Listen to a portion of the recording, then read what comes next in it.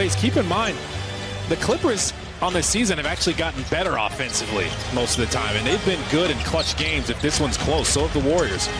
Morrison, Zubats, Batum, Reggie Jackson, and Mann, and Clippers didn't.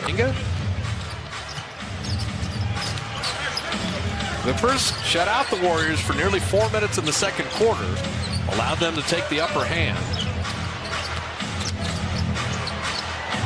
Wiggins couldn't get by Jackson, but hit the fadeaway anyway. I'm on his own. He had 19 against the Lakers. And with all that Clay wonderfulness in the fourth quarter, remember Wiggins hit a huge three in that situation. Zubats down the lane. Oh, is that open?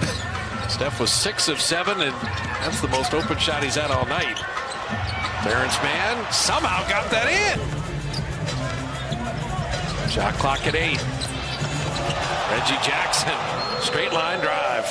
Just a little hesitant. Already got 26. Could very easily be 31.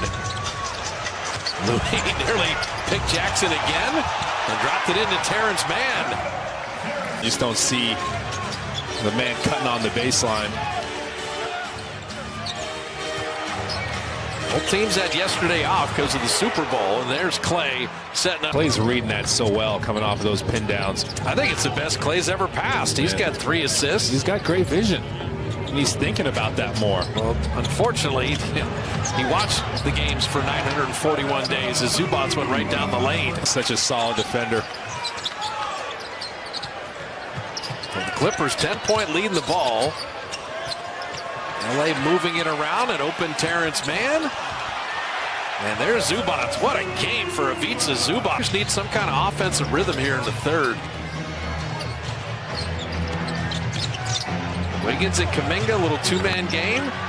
Andrew, that left figures with 10.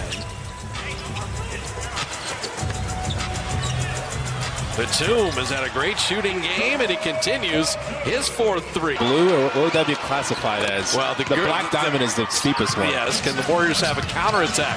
Haven't had a lot of easy here in this second half, and Wiggins very smartly against a scattered defense press the advantage and get to the line. We talked about a second score, and it's been Wiggins in this quarter. He's been pretty assertive, and they needed him to be. And there he just felt like he had an advantage in transition.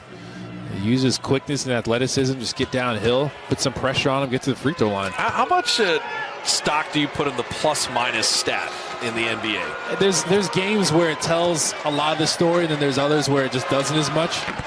Because this is just an oddity, but when Andrew Wiggins is +7 or more, the Warriors are 28-0. You know, we talk about a barometer player when he's playing well. Now, none of the Warrior starters are positive. All 5 are negative so far. Well, with Wiggins, it does a lot of times tell the story because of the work he does defensively. Right. Even if he's not scoring, he's shutting guys down, and you're usually going to be in the positive. Well, the king of plus-minus is Andre Iguodala. Look at this zone they're in.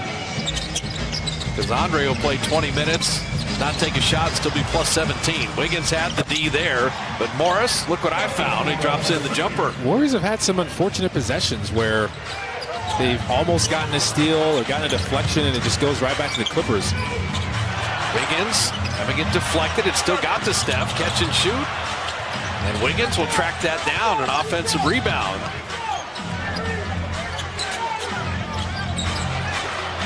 Looney will just turn and fire that jumper. GP2 knocked it away. That is off of Mann. That'll be Warrior ball. GP2 just working hard to get the Warriors an extra possession there, and smartly he knew he'd be able to knock it off of the Clipper. Well, you can mark down about midway through the second, through this third quarter, it's really been all Clippers. The Warriors were shooting at one point 62% for the game.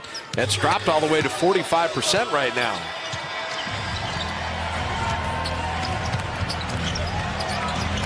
Looney, nice finish around Zubats. You see him look off that weak side low man. And again, we talked about this. Tyronn Lue selling out to Steph. Those blitzes, he's having to get rid of it. Kaman is one of 12 UCLA players in the NBA. Getting back down to LA. Reggie Jackson stripes a 3. Warriors got to be going. These guys have to cool off at some point. Yeah, the problem, though, as I said, you're losing contact. Down 14 right now. Not slowing down LA whatsoever.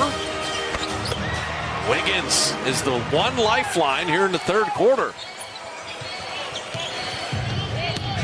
Third quarter has normally been the Warrior quarter all season, but not tonight.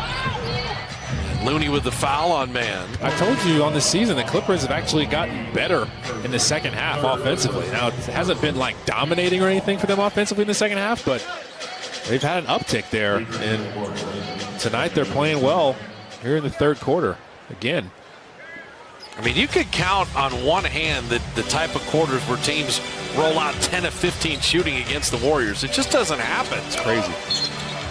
And Zubats will go to the line. This is what I'm talking about with Reggie Jackson. Like the way he's just kind of let the game come to him, take what the defense gives him. If I'm double teamed, I'm giving it up. If I see I got Zubats rolling to the basket, he's got the advantage. I'm going to make the pocket pass. He seems more at peace with his game and with himself as a playmaker. Couple free throws from Zubats, courtesy of Jack in the Box. My Heinz Dip and Crunch Bacon Cheeseburger Combo, only at Jack in the Box. So you want the good news or the bad news here? I'll always go bad news first. The bad news is all 5 Clipper starters are in double figures. Okay. The good news is the Warrior bench has an advantage, 14-13.